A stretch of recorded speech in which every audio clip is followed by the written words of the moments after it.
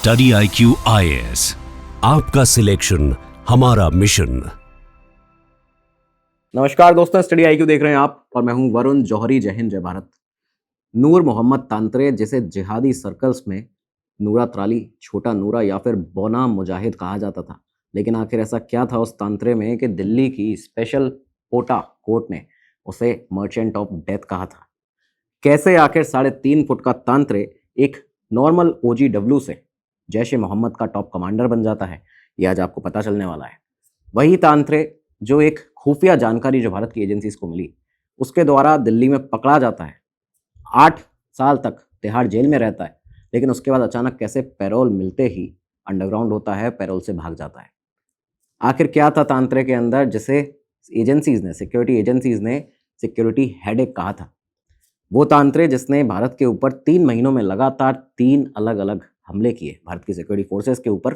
वो तांत्रे जो कि पुलवामा हमले के 2 साल पहले ही पुलवामा जैसा एक बहुत बड़ा हमला करने की प्लानिंग करके बैठा था, आखिर उस नूर मोहम्मद तांत्रे को, 3.5 फुट के आतंकी को मारा कैसे जाता है, ये आज आपको बताने वाले हैं। और जब उसे मारा गया है तो उसके बाद क्या क्या बड़े खुलासे हुए हैं जिसने सिक्योरिटी फोर्सेस को भी चौंका दिया था, ये भी आपको आज इस एपिसोड में पता चलेगा। इंपॉर्टेंट एपिसोड है, पूरा जरूर देखिएगा। लाइक कीजिएगा वीडियो को, शेयर कीजिएगा अपने फ्रेंड्स के साथ में, दोस्तों के, फैमिली के साथ में, सब्सक्राइब कीजिएगा चैनल को और कमेंट बॉक्स में जय हिंद लिखना मत भूलिएगा।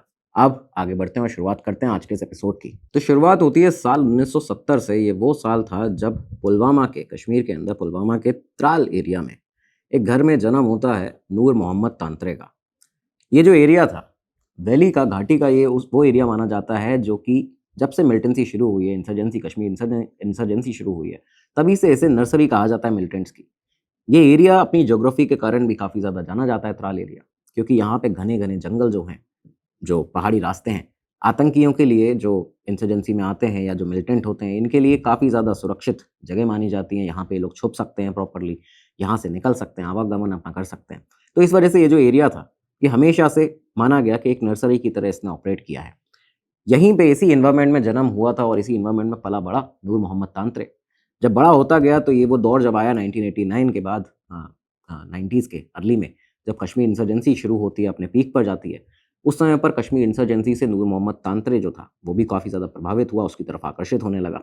खैर, समय बढ़ा तो उम्र भी बढ़ी। उम्र बढ़ के अब साल 2000 आ गया था और 2000 आते आते उम्र जो थी तांत्रे की वो 30 साल हो चुकी थी, लेकिन उसका कद नहीं बढ़ा था। कद उसका करीबन 3.5 फीट का था, या ज़्यादा से ज़्यादा बताया जाता है 3 फीट 7 इंच, 3 फीट 8 इंच की उसकी हाइट थी।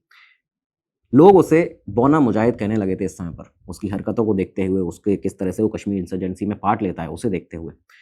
खैर, अर्ली 2000 का जो समय आया, 2000 के बाद के जो शुरुआती साल थे, देखा ये गया कि जो कश्मीर मिलिटेंसी थी वो लोकल ग्रुप से हटकर पाकिस्तान का जो हाल ही में बना हुआ, उस समय पर साल 2001 में, जैश ए मोहम्मद एक आतंकी संगठन था। अब आतंकी संगठन जैश ए मोहम्मद की तरफ जो कश्मीर मिलिटेंसी थी, जो इंसर्जेंसी थी, वो शिफ्ट होने लगी थी। इसी समय पर जैश ए मोहम्मद के काफ़ी सारे आतंकवादी जो थे कश्मीर में इन्फिल्ट्रेट करते थे, यहाँ पे आके बसते थे, और इन जैश ए मोहम्मद की एक्टिविटीज़ ने नूर मोहम्मद तांत्रे का भी ध्यान अपनी तरफ आकर्षित किया। अब तांत्रे अकेला नहीं था जो कि जैश को ज्वाइन करना चाहता था। जैश के कई सारे ऐसे आतंकी थे जिनकी नज़र भी इस तांत्रे के ऊपर पड़ी थी। इसकी सबसे बड़ी वजह थी कि जहाँ दूसरी एक तरफ जो सारे के सारे आतंकी ऐसे थे जो मिलिटेंट्स बनते थे, जिनको ब्रेन वॉश किया जाता था, उनको बंदूकें थमाई जाती थी, उनको आगे लड़ने के लिए भेजा जाता था। लेकिन यहाँ पे नूर तांत्रे जो था, जिसकी हाइट सिर्फ 3.5 फीट थी, वो बहुत ही अच्छे से घुल मिल सकता था लोगों के बीच में, उसके ऊपर कोई शक नहीं करेगा। ये सारी चीज़ें जैश ए मोहम्मद के आतंकी समझ चुके थे। वो कहीं भी ब्लेंड हो सकता है, उसे कोई रिकॉग्नाइज नहीं करेगा, ये नहीं समझेगा कि ये कोई खतरा है किसी भी तरह का। और सिक्योरिटी फोर्सेज, जो सुरक्षा बल हैं, वो भी कभी इस 3.5-4 फीट के आदमी के ऊपर ध्यान नहीं देंगे, तो वो खतरे का एक सिंबल नहीं बनेगा। इस वजह से उसे यहाँ पे जैश में ले लिया जाता है। जैश के लिए अपना काम करना शुरू करता है नूर मोहम्मद तांत्रे। शुरुआत में इसने अपना नेटवर्क बिल्ड करना शुरू किया, लेकिन इसके लाइफ का एक सबसे बड़ा पॉइंट ये बताया जाता है, सिक्योरिटी एजेंसीज भी एक बिलीव करती हैं और ये कहती हैं अपनी रिपोर्ट्स में, कि ग्लोबल जिहाद के जितने भी बड़े बड़े जो फिगर्स थे, उनसे अपनी रेपो बनानी शुरू कर दी नूर मोहम्मद तांत्रे ने। तांत्रे का जो रेडिकलाइजेशन था, उसका जो सबसे बड़ा मूवमेंट बताते हैं, वो कहते हैं कि अर्ली 2000 के अंदर ये अफगानिस्तान जाता है। अफगानिस्तान गया और ना सिर्फ वहाँ गया था, बल्कि वहाँ पे जाके इसने तालिबान के चीफ मुल्ला उमर से मुलाकात की। मुल्ला उमर से जो उसकी मुलाकात रही, यहाँ पे जब वो वापस आया तो ना सिर्फ अब वो पाकिस्तानी जो हैंडलर्स थे उसके, या जो जैश ए मोहम्मद के आका थे बड़े बड़े, उनकी नज़रों में उसने अपना ओहदा बढ़ा लिया था, बल्कि वहाँ पे ये एक जैश ए मोहम्मद के और जो पाकिस्तानी सरगना हैं, उनकी नज़रों में भी एक बहुत ही ट्रस्टेड एड की तरह काम करने लगा था। एक ट्रस्टेड एड की तरह उसको देखा जाने लगा था। मुल्ला उमर से जो मीटिंग रही, उसने नूरा को जो आइडियोलॉजिकल क्रेडेंशियल्स थे उसके, उनको भी बढ़ाया। साथ ही साथ जो पाकिस्तानी आतंकी संगठन थे, उनके बीच में उसकी रिस्पेक्ट भी सामने, कमांड जो उसकी थी, वो भी आगे बढ़ा दी थी। जब वो वैली में वापस आया तो बताया जाता है कि अब वो सिर्फ एक फैसिलिटेटर नहीं बचा था। यानी कि जो पहले उसने अपना एक नेटवर्क बनाया था, उसके पास काफ़ी सारे लड़के उसने जमा करने शुरू कर दिए थे, उनको ब्रेन वॉश करना शुरू कर दिया था। लेकिन अब सिर्फ वो एक लोकल फैसिलिटेटर नहीं बचा था, अब वो लोकल कश्मीर कैडर और साथ ही साथ जो बड़े ट्रांसनेशनल टेररिस्ट नेटवर्क्स हैं, जिहादी नेटवर्क्स हैं, उनके बीच में एक लाइजनर का काम करने लगा था। तो आप सोचिए, एक 30-32 साल का 3.5 फुट का आतंकी जो कि एक लाइजनर बन गया, जिसके ऊपर किसी का ध्यान नहीं जाता है, सिक्योरिटी फोर्सेस की नज़रों में वो नहीं आता है, क्योंकि वो अपनी हाइट का एक एडवांटेज उसने अपनी हाइट को बना लिया है। यहाँ पे कई बार बताया गया कि उसकी हाइट उसके लिए इस तरह से एडवांटेज थी कि वो कैमोफ्लेज करने के लिए बहुत ही बेहतर उसके लिए साबित होती थी। वो लोगों में घुल-मिल जाता था। चेक पोस्ट जो था वो बहुत ईज़िली क्रॉस कर देता था। जितने भी आतंकी आते थे उनको लेकर अगर कहीं जा भी रहा है तो उसके ऊपर किसी का ज़्यादा उस तरीके से ध्यान नहीं जाता था कि ये कोई खतरा हो सकता है या ये सुरक्षा के मायने से हमारे लिए खतरा है। तो ये सारी चीज़ें उस पर थीं, इसलिए उसके ऊपर कभी किसी का शक नहीं हुआ शुरुआती दौर में। शुरुआत में बताया जाता है कि लॉजिस्टिकल सपोर्ट का काम था नूर मोहम्मद तांत्रे का। मिलिटेंट नेटवर्क जो था उनके लिए पैसे यहाँ से वहाँ लाना ले जाना, उनका जो नेटवर्क था उसको रहने की जगह देना, जितने भी आतंकवादी आते हैं यहाँ पे उन्हें कश्मीर के अंदर मूवमेंट को मैनेज करना, और यही जो उसकी जो ओजीडब्ल्यू की एक्टिविटीज़ थी, एक तरह से वो ओवरग्राउंड वर्कर की तरह यहाँ पे काम कर रहा था। यही ओजीडब्ल्यू की उसकी एक्टिविटीज़ थीं जिसने ध्यान खींचा सबसे पहले जैश ए मोहम्मद के उस समय के top main operational commander Ghazi Baba का। गाज़ी बाबा की नज़र पड़ती है तांत्रे के ऊपर। टाइम के साथ गाज़ी बाबा का क्लोज़ एड बन जाता है, बहुत ही ट्रस्टेड एड बन गया। ये भी बताया जाता है कि गाज़ी बाबा ने जब 2001 में दिसंबर के महीने में दिल्ली में पार्लियामेंट अटैक की प्लानिंग की थी, मास्टरमाइंड था गाज़ी बाबा पार्लियामेंट अटैक का। तो गाज़ी बाबा ने जब पार्लियामेंट अटैक की प्लानिंग की तो तांत्रे जो था वो गाज़ी बाबा के साथ ही था और कहीं न कहीं इनडायरेक्टली इसमें इन्वॉल्व भी पाया गया था। अब यहाँ से 2 साल निकलते हैं, साल 2003 आता है। 2003 ये वही साल था जब नेशनल सिक्योरिटी कॉरिडोर्स में हमारी सिक्योरिटी एजेंसीज़ के सामने नूर मोहम्मद तांत्रे का एक 3.5 फुट का ऐसा एक आतंकवादी है। इसका ये जो नाम था और इसकी ये जो छवि थी, ये सामने आई थी। हुआ क्या कि अगस्त 2003 की बात है, ये वही समय था जब जैश ए मोहम्मद अपने ऑपरेशंस को कश्मीर से भी आगे बढ़ाकर पैन इंडिया में फैलाने वाला था और फैलाने लगा था। करीबन यहाँ पे बताया जाता है कि मेन उसकी जो एक्सपेंड अपने ऑपरेशंस को कर रहा था, दिल्ली के ऊपर उसकी नज़र थी जैश ए मोहम्मद की। और इसी के चलते यहाँ पे हमारी सिक्योरिटी एजेंसीज़ को ये इनपुट मिले, इंटेलिजेंस इनपुट मिलते हैं कि जैश ए मोहम्मद के कुछ आतंकवादी ऐसे हैं जो कि आर्म्स और एम्यूनेशन को सप्लाई करने वाले हैं। कुछ ट्रक्स हैं जो कि कश्मीर से दिल्ली आएँगे आर्म्स एंड एम्यूनेशन लेके। उसके अंदर अगर आप देखेंगे तो वहाँ पे वो लोग वुडन बॉक्सेस के अंदर उन्होंने फ्रूट्स और वेजिटेबल्स को भर रखा है, फल और सब्जियों को भर रखा है। एक फ्रूट है बाबू गोशा, तो उसको यहाँ पे भर रखा है। ये दिखाते हुए यहाँ पे उन ट्रक्स के अंदर लाएँगे, लेकिन असल में उनके अंदर, उनके नीचे कंसील तरीके से उन्होंने रखा हुआ है कई सारे आर्म्स एंड एम्यूनेशन को। यहाँ पे आर्म्स स्मगलिंग करने वाले हैं। दिल्ली तक हथियार पहुँचाएँगे और यहाँ पे हमला करेंगे। दूसरी चीज़ ये भी इनपुट था कि जब ये ट्रक वापस जाएँगे दिल्ली से कश्मीर वापसी पे, तो यहाँ पे जो हवाला का पैसा है, वो ले जाया जाएगा दिल्ली से कश्मीर और वहाँ पे जाके टेररिस्ट गतिविधियों में, एक्टिविटीज़ में इसको यूज़ किया जाएगा। एक बहुत बड़ी इंटेल थी। दिल्ली स्पेशल सेल को, दिल्ली पुलिस की स्पेशल सेल को ये इंटेल दी जाती है और यहाँ पे वो अपनी सर्च में लग जाते हैं। अब यहाँ एजेंसीज़ ने ये भी बताया कि एक ट्रक है, जो कि इस समय पर अगस्त 2003 में एक ट्रक जिसका नंबर पता चला, स्पेसिफिक इन्फॉर्मेशन थी कि registration number 153 of Jammu Kashmir. ये जो ट्रक है इसे आपको ट्रैक करना है क्योंकि इसी में जो आर्म्स और एम्यूनेशन है वो इसकी स्मगलिंग हो रही है। 28 अगस्त 2003 का दिन था, फाइनली अगस्त के महीने के आखिरी कुछ दिनों में 28 अगस्त 2003 का दिन, एक ट्रक रजिस्ट्रेशन नंबर था जिसका जम्मू कश्मीर JK 030153। ये जो ट्रक था ये दिल्ली की आज़ादपुर मंडी जो इलाका है, वहाँ पे जाके इस दिल्ली की आज़ादपुर मंडी इलाके में ट्रक पहुँचता है। ट्रक पहुँचा, यहाँ पे रहा 2 दिन, लेकिन 30 अगस्त 2003 का वो दिन था जब करीबन 2 बजे के आसपास दिल्ली पुलिस के एक SI ने सदर बाज़ार एरिया में जो कुतुब रोड पार्किंग है, वहाँ पे इस ट्रक को खड़ा देखा, JK 030153। तो ये जो ट्रक था वो यहाँ पे उन्होंने खड़ा, इसको जब देखा इमीडिएटली उन्होंने अपने सीनियर्स को बताया। सीनियर्स ने कहा कि इस पर नज़र रखो। वो वहीं पर रहे, पूरे समय उन्होंने उस पर नज़र रखी। बाकी एजेंसीज़ के जो लोग थे वो भी वहाँ पे आए। जब ये इस पे वॉच कर रहे थे लगातार, शाम के करीबन 7:45 की बात बताई जाती है जब इस ट्रक के पास कुछ लोग आते हैं, जो कुतुब रोड पार्किंग लॉट था उसमें, उसमें से एक आदमी था जिसकी हाइट बहुत ज़्यादा छोटी, करीबन 3.5-4 फीट की हाइट उसकी दिख रही थी। वो इस ट्रक के पास स्पॉट होता है। इसके बाद ये जो आदमी था, पुलिस ने ये भी देखा कि ये आदमी सीधा जाके ड्राइवर जो है इसका, इस ट्रक का, परवेज़ अहमद मीर, उससे जाके मिलता है। क्लीनर जो था फ़रूज़ अहमद, उससे जाके मिलता है और बाद में ये तीनों के तीनों अंदर चले जाते हैं।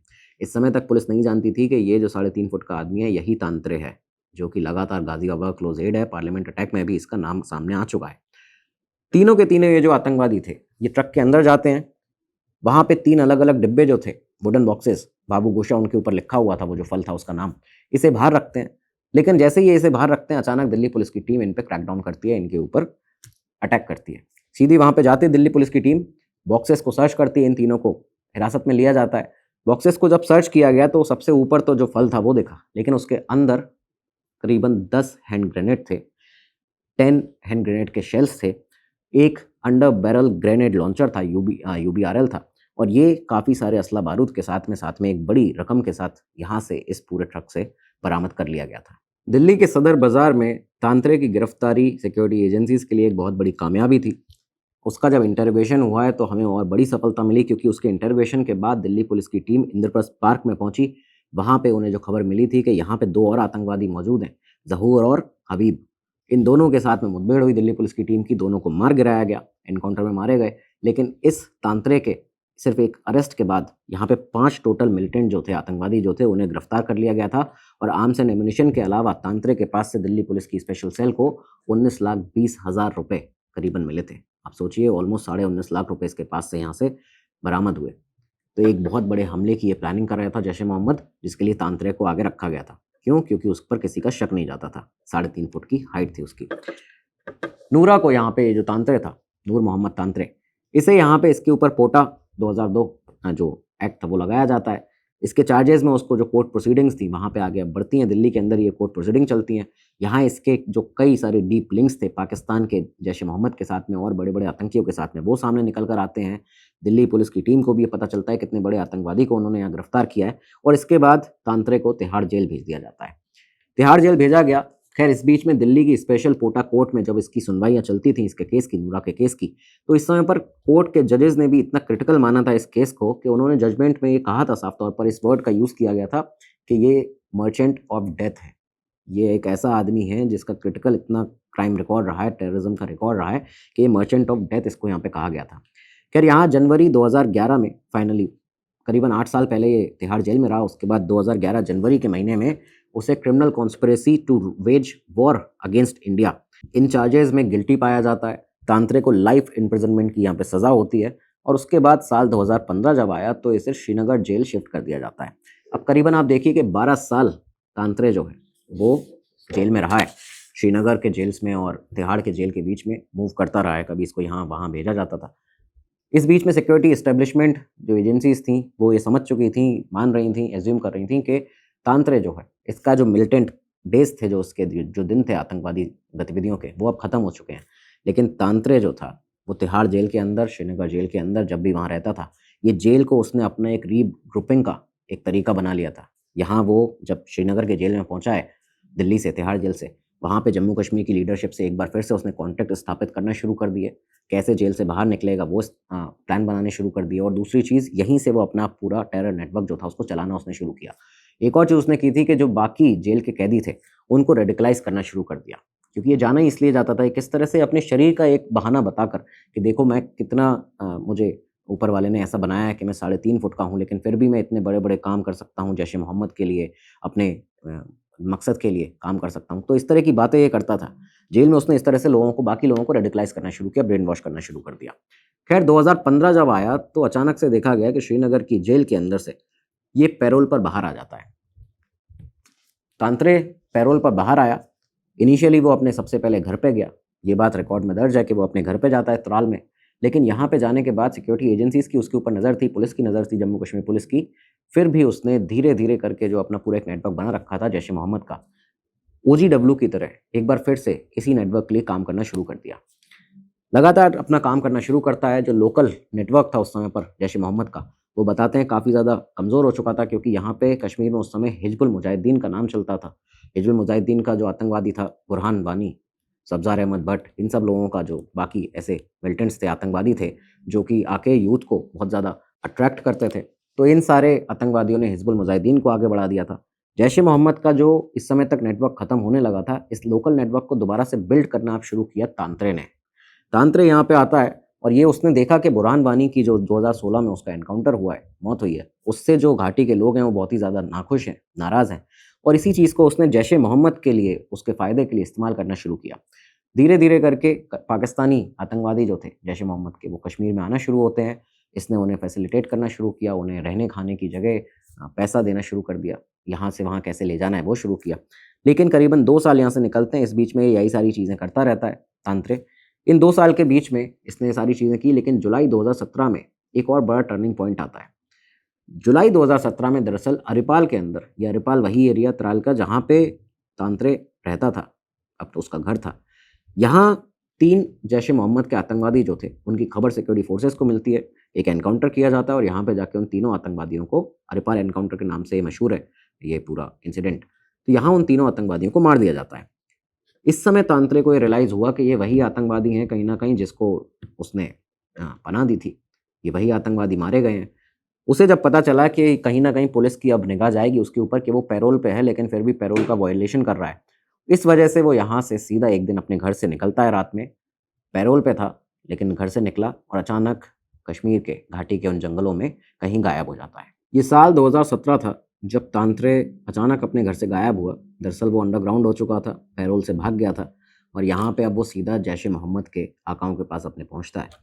यहाँ पे जब तांत्रे एक बार फिर से वापस आया था, जब उसका पब्लिक अपीयरेंस हुआ, जब सिक्योरिटी एजेंसीज़ को पता चला, तो इस तरह से उसके बारे में पता चला था कि अब वो जैश-ए-मोहम्मद का डिविजनल कमांडर बन चुका है, एक मेन टॉप कमांडर है जैश-ए-मोहम्मद का, एक 3.5 फुट का आतंकी जो कि अब कमांडर बना दिया गया है और अब वो लंगड़ा के चलने लगा है।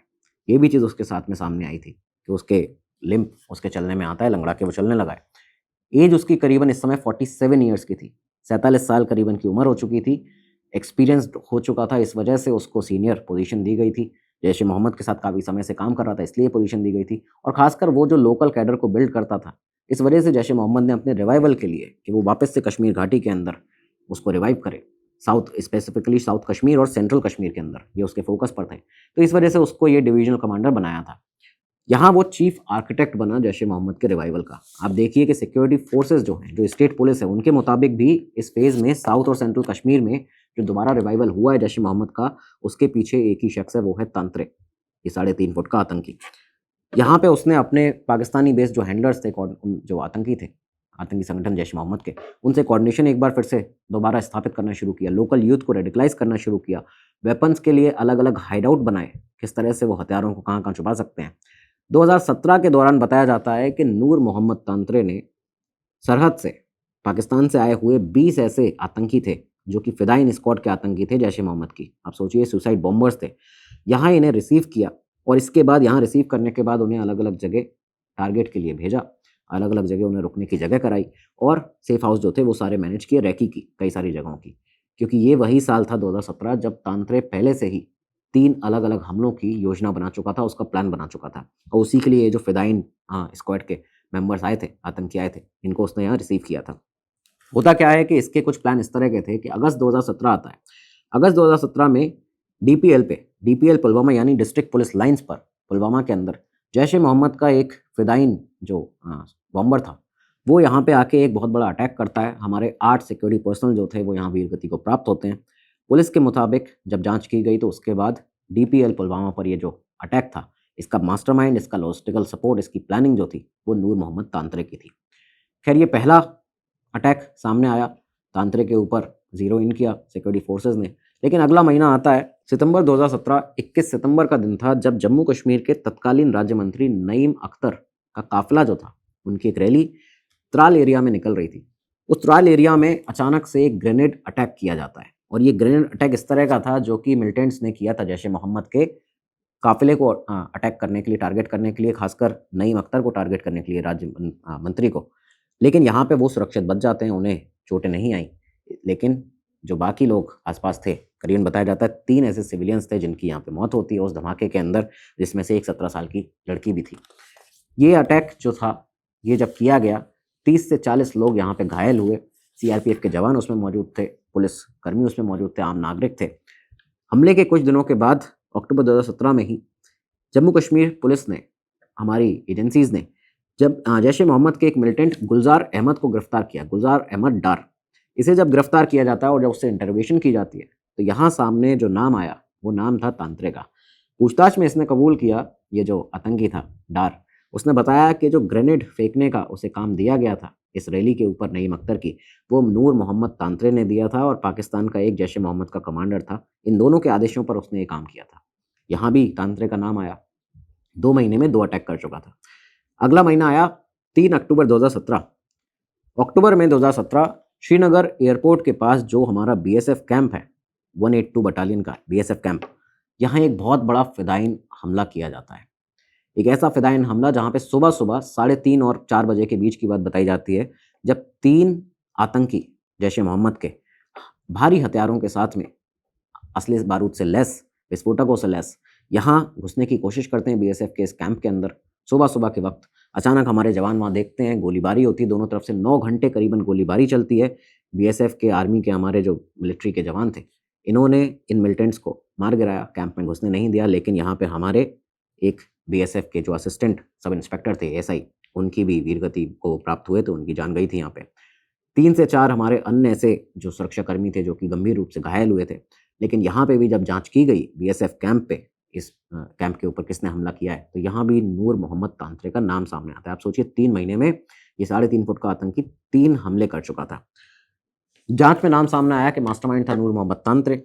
सिक्योरिटी फोर्सेज ने इसे यहीं से सिक्योरिटी हेडेक कहना शुरू कर दिया था। ये कहा गया कि ये सिर्फ कमांडर नहीं बचा है, ये लॉजिस्टिकल जीनियस है एक तरह से जब जैश ए मोहम्मद का, क्योंकि ये वैली में, पूरी घाटी में बिना डिटेक्शन के इतने लंबे समय से लगातार घूम रहा है। लोगों को भी अपने साथ में यहाँ से वहाँ ले जाता है, किसी को शक नहीं होता, और कैसे मूव करना है ये इसे पूरी तरह से पता है, चाहे वो आर्म्स एंड एम्युनिशन हो या फिर मिलिटेंट्स हो, आतंकवादी हो, उन्हें कैसे यहाँ से वहाँ मूव कराना है।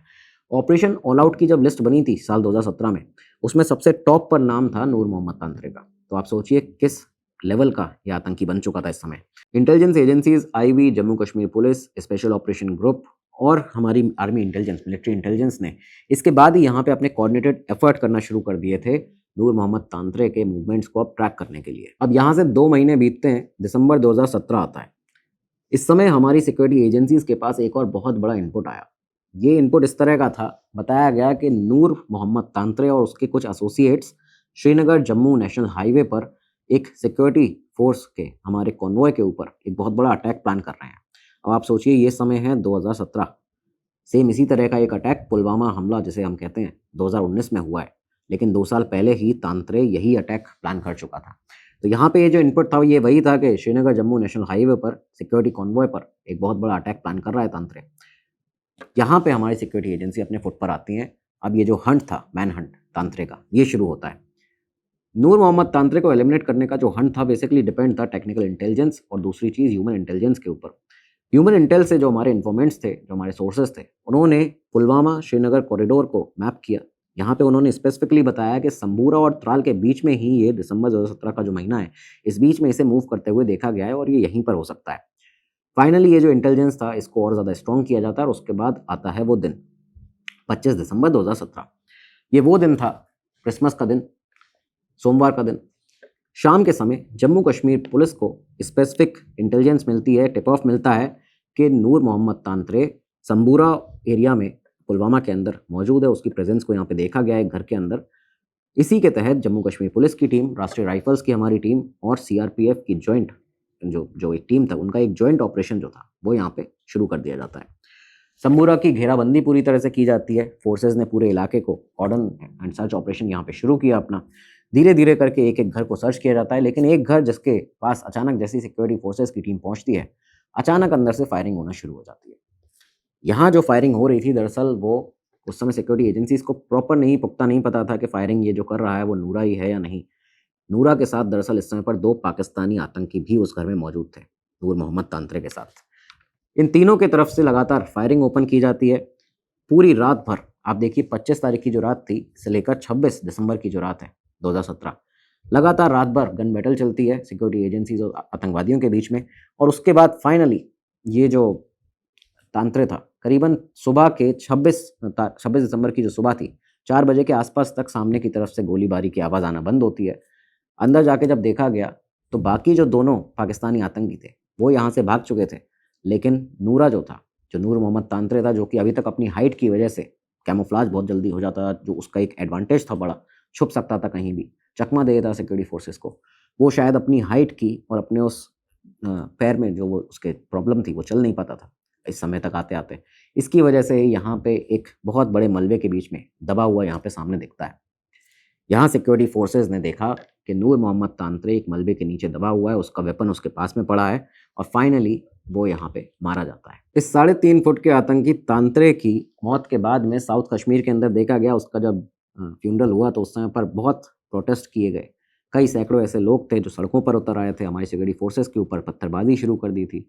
कई लोगों को देखा गया कि जो आतंकी संगठन के लोग यहाँ पे आके गन सैल्यूट दे रहे थे उसको। ये सारी चीज़ें हुई, लेकिन सिक्योरिटी फोर्सेस ने इस पर कंट्रोल किया।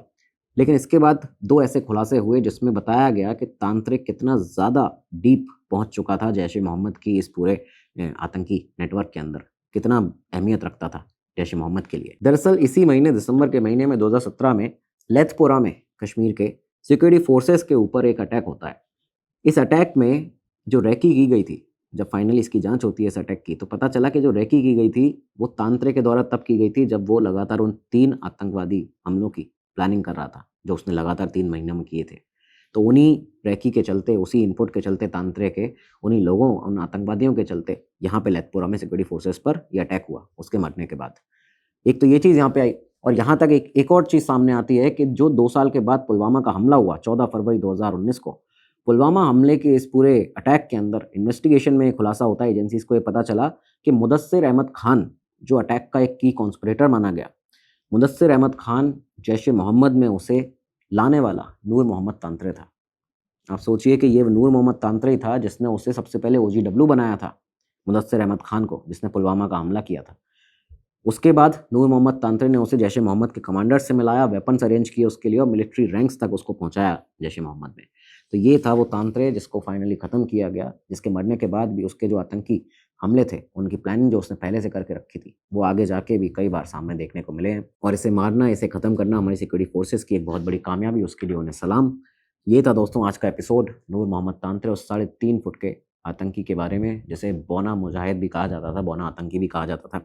आपकी जो राय है कमेंट बॉक्स में ज़रूर दीजिएगा, कमेंट सेक्शन में जय हिंद ज़रूर लिखेगा। अब अगले एपिसोड में मिलेंगे, तब तक के लिए दीजिएगा। नमस्कार, धन्यवाद, जय हिंद, जय भारत। स्टडी IQ IAS, आपका सिलेक्शन हमारा मिशन।